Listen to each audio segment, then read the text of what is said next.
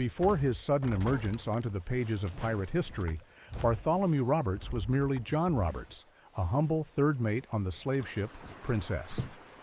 In June 1719, off the coast of Ghana, his vessel fell victim to a daring raid by the Welsh pirate Howell Davis. Roberts, initially a captive, quickly demonstrated his exceptional navigational and leadership qualities. He didn't just resign himself to his new fate, he embraced it, recognizing the opportunities it presented. When Davis died in a skirmish just 6 weeks later, the crew, impressed by Roberts' composure and resolve, unanimously elected him their new captain. Thus, from an ordinary sailor, he was transformed overnight into the most successful and influential pirate of the Golden Age. He didn't just become a captain, he became the architect of his own myth, sweeping across the Atlantic, capturing hundreds of ships, and amassing a fortune his contemporaries could only dream of. All the tales of the gentleman pirate were nothing more than a carefully constructed illusion designed to mask a brutal tyrant and a brilliant strategist. Roberts was a despot whose elegance concealed a will of iron and ruthless calculation. Bartholomew Roberts's iron will and merciless calculation were forged long before his encounter with Davis's pirates. John Roberts spent years serving on slave ships, an experience that became his harshest university. In the grim holds of the Princess, where human lives were reduced to numbers and suffering was commonplace, he didn't just observe inhumanity. He was a part of it, an active cog in a machine that ground down destinies. This environment, systematically dehumanizing both captives and their overseers, instilled in him a pragmatism devoid of sentiment and the ability to make decisions in conditions of extreme cruelty and moral vacuum. Life aboard a slave ship, where every day was a struggle for survival amidst constant violence and cynicism, stripped away any illusions of virtue and justice. He learned to see the world as an arena for the struggle for power, where only the strongest survive, and weakness is a death sentence. His capture off the coast of Ghana, while a sudden upheaval, simultaneously offered him an unexpected escape from a world that had long offered nothing but moral exhaustion and routine. He did not resign himself to the fate of a victim. He instantly recognized in the chaos a new opportunity, a chance for total freedom and previously unimaginable power. It wasn't just an escape, but a transition into a new reality where the rules, though brutal, were honest in their simplicity. Take or be taken. The true point of no return came not on the deck of the Princess under Davis's muskets, but at the moment when, after his new captain's death, the pirate crew, stunned by Roberts's composure, determination, and undeniable navigational talents, unhesitatingly chose him as their new leader. Then, in June 1719, John Roberts definitively ceased to exist. He didn't just adopt the name Bartholomew, he embraced a new identity that allowed dormant ambitions and the capacity for absolute control to erupt. The pirate flag became not merely a symbol of his new profession, but a manifesto of his new self, ruthless, yet calculating and far-sighted. This was not a rebirth into a gentleman, but the crystallization of a predator, hardened in the crucible of the deep sea and human depravity, who learned to mask his essence behind ostentatious elegance and a strict code. Thus, Bartholomew Roberts didn't just become a pirate. He became the embodiment of a new, more dangerous form of maritime brigandage, where strategic genius combined with despotic rule, and his past only fueled this transformation. The rise of Bartholomew Roberts, like the entire Golden Age of Piracy, did not occur in a vacuum. It was a direct consequence of profound political, economic, and social upheavals that swept across Europe and its colonies in the early 18th century. After the end of the War of the Spanish Succession, known in North America as Queen Anne's War, and the signing of the Treaty of Utrecht in 1714, thousands of experienced sailors and soldiers, accustomed to the brutality and lawlessness of war, found themselves ashore without means of subsistence. These demobilized veterans, whose skills were honed in the crucible of naval battles, suddenly found themselves on the fringes of society, facing widespread unemployment and poverty. Peacetime offered them nothing but slave-like conditions on merchant ships, meager pay, inhumane discipline, and the constant threat of hunger, disease, and violence from officers. At the same time, colonial trade flourished, and precious cargoes, flowing ceaselessly from the New World to Europe, presented easy prey for those who dared to defy the established order. Governments, weakened by years of conflict and unable to maintain order across the vast oceans, left sea lanes virtually unprotected. Royal navies, once formidable in wartime, were reduced to a minimum, leaving vast stretches of the Atlantic, especially in the Caribbean and off the coast of West Africa, essentially no man's land. These regions transformed into a kind of Wild West, where law was weak and the opportunity for quick riches lured thousands of desperate souls. For many, piracy became not just a way to make a fortune, but a radical form of protest against a system that had taken away their future, offering only humiliation and endless destitution in return. It promised not only wealth, but also unimaginable freedom and a peculiar semblance of justice, where every man, regardless of origin, could climb the ladder of success if he possessed daring and wit. Sailors, accustomed to beatings and contempt from officers, found a semblance of democracy in pirate crews where every voice mattered and plunder was equally divided, sharply contrasting with the hierarchy and injustice of the civilian fleet. This volatile mix of demobilized, desperate sailors, flourishing but poorly protected trade, and the weakness of imperial navies created a unique window of opportunity for piracy to thrive. It was into this chaos that Bartholomew Roberts stepped, not merely becoming a part of it, but managing to exploit it to the fullest, transforming anarchy into his personal empire. Upon becoming captain, Bartholomew Roberts wasted no time. His first act was both a cold calculation and a brutal show of force.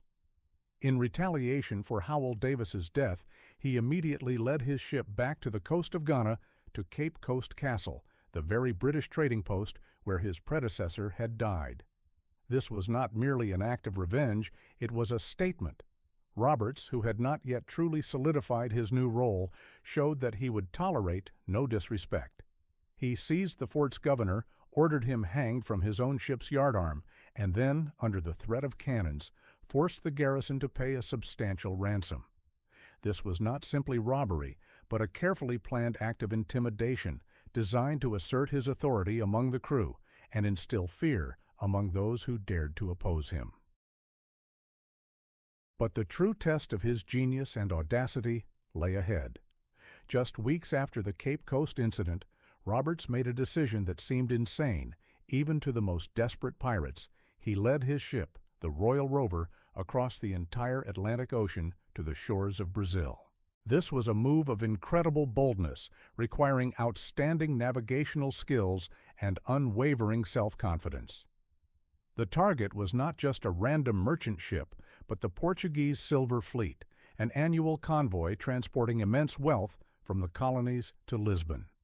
This fleet, consisting of 42 vessels guarded by 2 warships, was considered impregnable.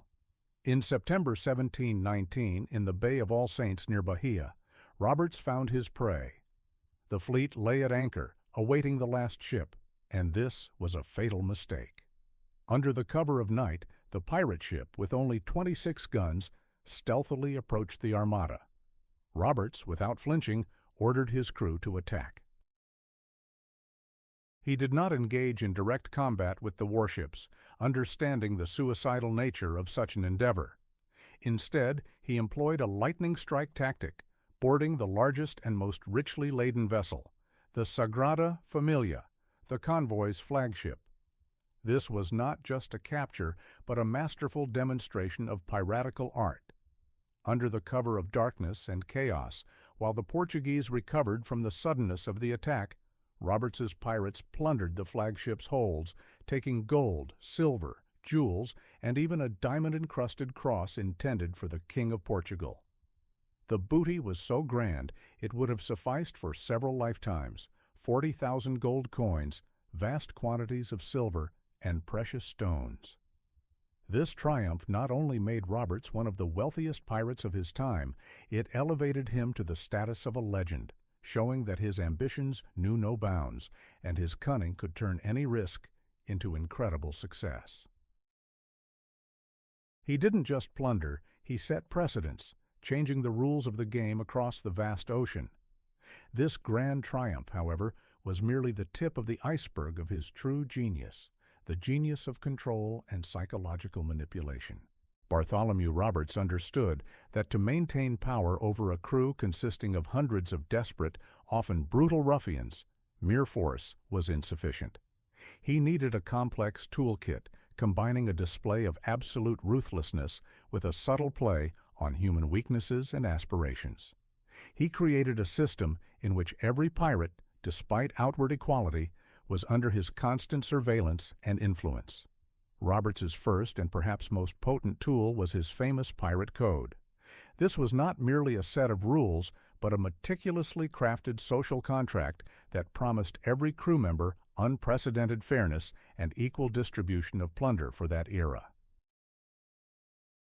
In a world where civilian merchant sailors were ruthlessly exploited, Roberts's code guaranteed that everyone would receive their share, and decisions would be made by general vote.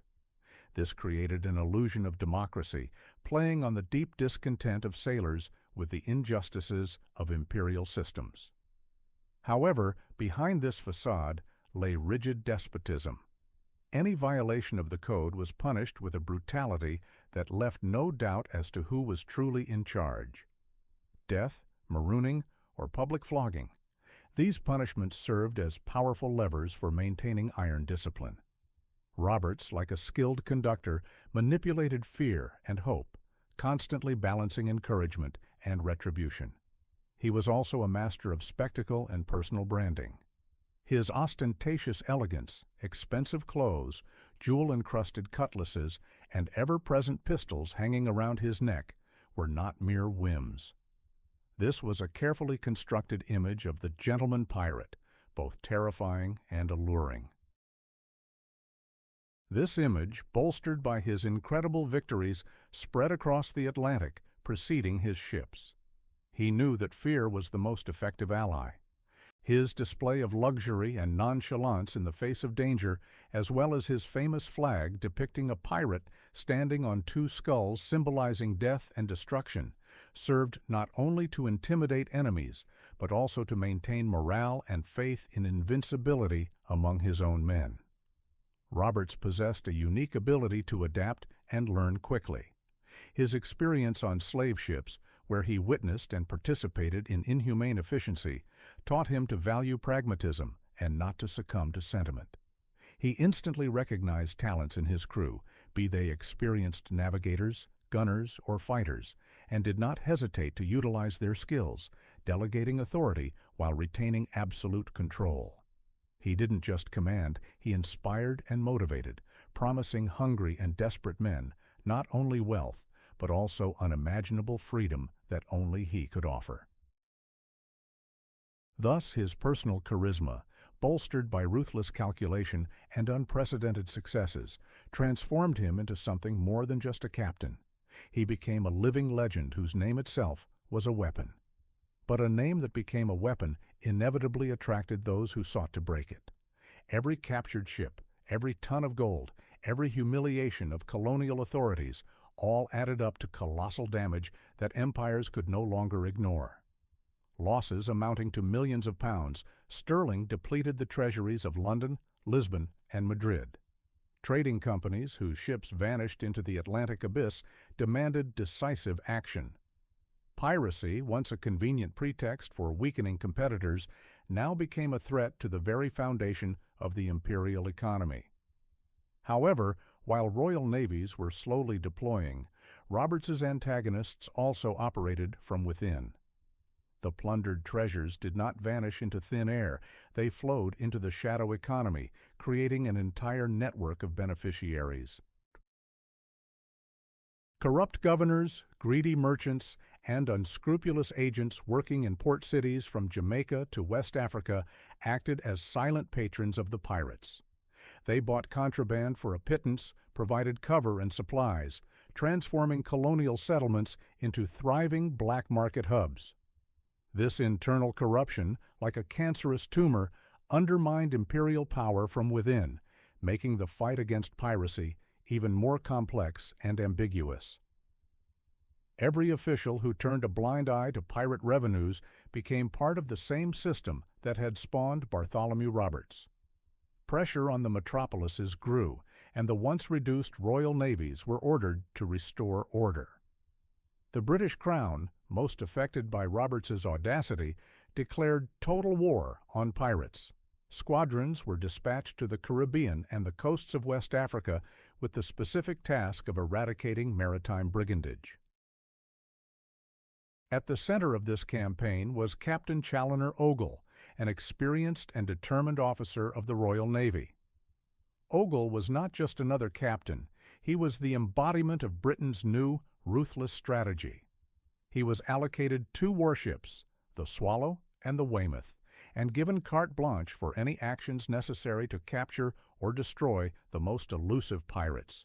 It was Ogle who was destined to become Roberts's chief antagonist, a man whose fate became inextricably intertwined with the final chapter of the most successful pirate story.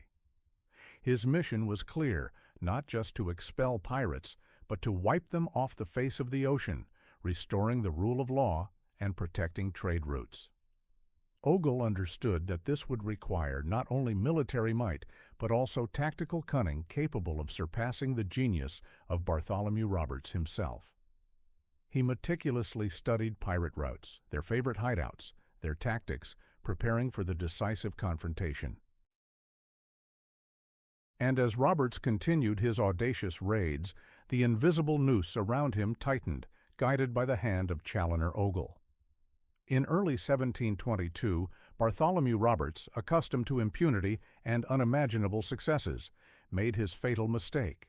His fleet, consisting of 2 ships, the flagship Royal Fortune and the Ranger, anchored in Cape Lopez Bay off the coast of Gabon, one of his favorite hideouts. Here, the pirates planned to carry out repairs, resupply, and enjoy their plunder, unaware that their days were numbered.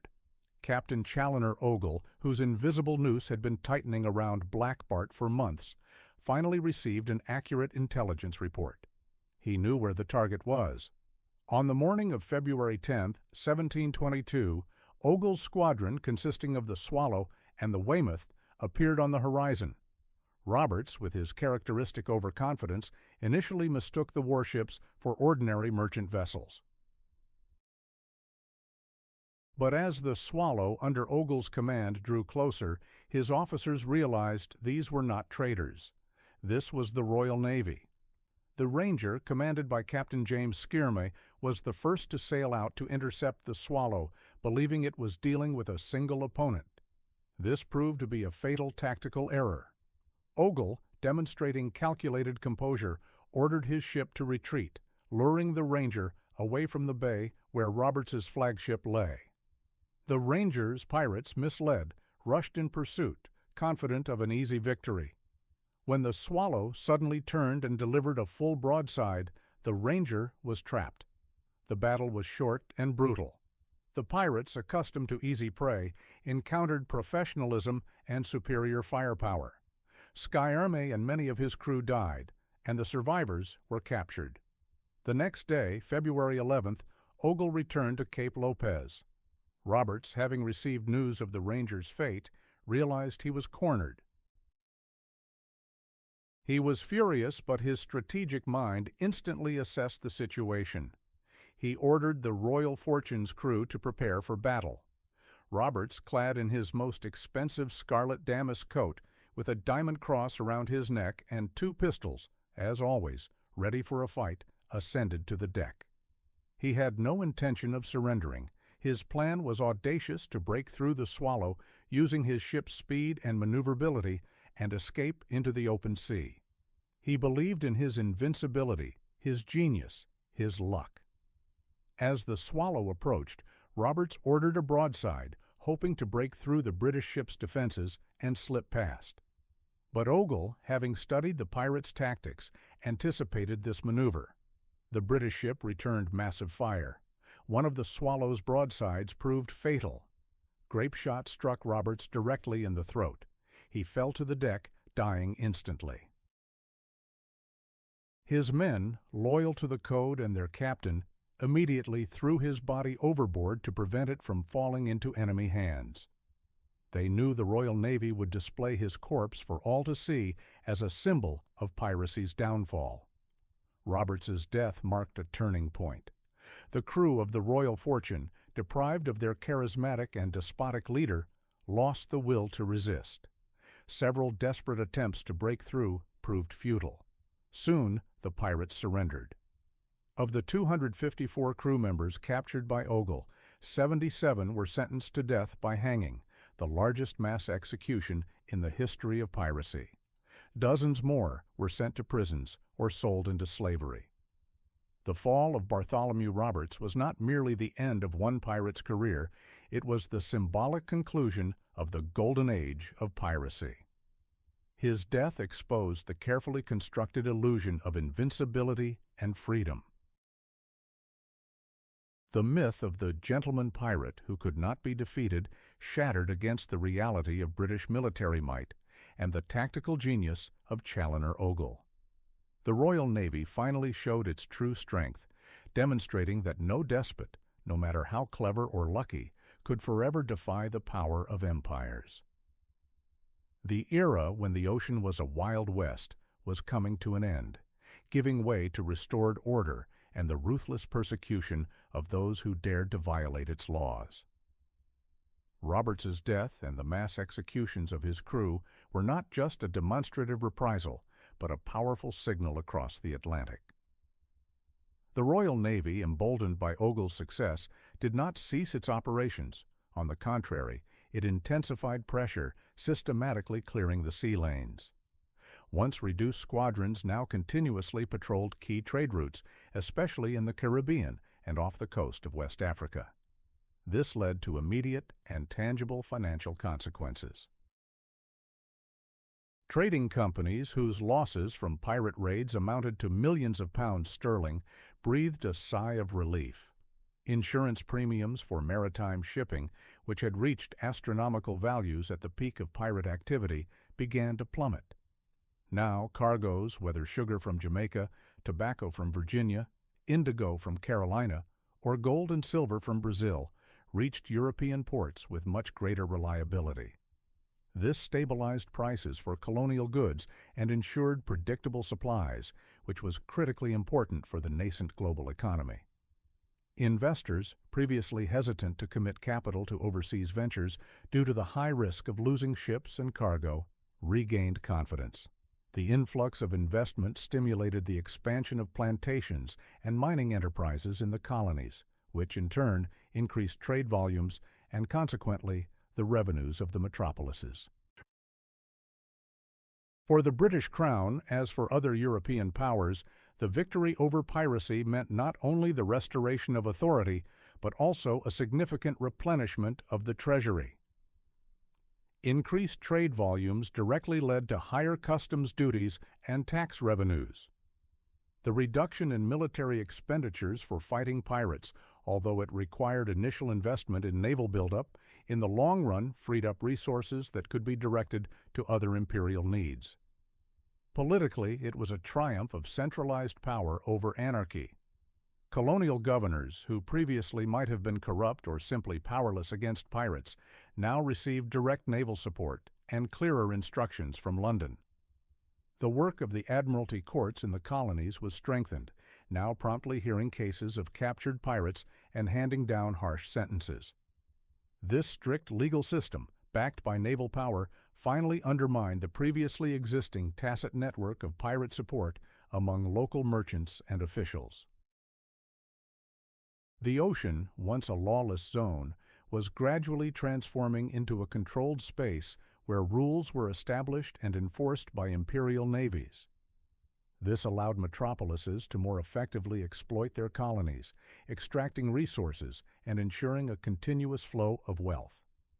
Roberts's fall became a key moment in this process, symbolizing the transition from an era where sea marauders could challenge the might of empires to a period when the world's oceans became an integral part of global trade and political infrastructure, under the strict control of the great powers. However, as is often the case with figures of such magnitude, the reality of Bartholomew Roberts began to diverge from his posthumous image almost immediately after his death. The legend he so carefully constructed during his life outlived him, transforming into something entirely different. History, especially that passed down orally and solidified in popular memory, is rarely honest. It prefers simplifications, romance, and vivid archetypes. Thus, the ruthless despot, whose power rested on fear and the most severe discipline, gradually transformed into the gentleman pirate, an almost chivalrous figure, a noble rogue who plundered only in the name of freedom and justice. This myth, embraced by generations of storytellers and writers, cleverly disguised the true nature of his empire, built on violence, cynicism, and absolute control. The paradox of his legacy lies in the fact that he became a symbol of freedom for those who rebelled against oppression, even though he himself was a true tyrant to his crew. His code, which many still mistakenly consider the embodiment of pirate democracy, was merely a facade for his autocratic rule, a tool that allowed him to maintain iron order among hundreds of desperate ruffians. It was not freedom, but a carefully dosed illusion designed to ensure loyalty and efficiency. The story of Bartholomew Roberts is not merely a chronicle of audacious raids and untold treasures. It is a profound lesson on the nature of power, on how charisma and calculated spectacle can create a myth capable of overshadowing the most inconvenient facts. He demonstrated that even in conditions of complete anarchy, a person can build their own system based on their own will and compel hundreds of people to follow it. His life is a demonstration of how desperation and ambition, forged in the most inhumane conditions, can give rise to a predator capable of challenging the might of entire empires, and how this predator, in turn, can be romanticized beyond recognition, becoming a hero for subsequent generations. Ultimately, Bartholomew Roberts, however brutal he may have been, became not just a pirate, but an eternal reminder of how thin the line separates reality from fiction, and how easily we succumb to the temptation to believe in a beautiful legend, ignoring its dark underside.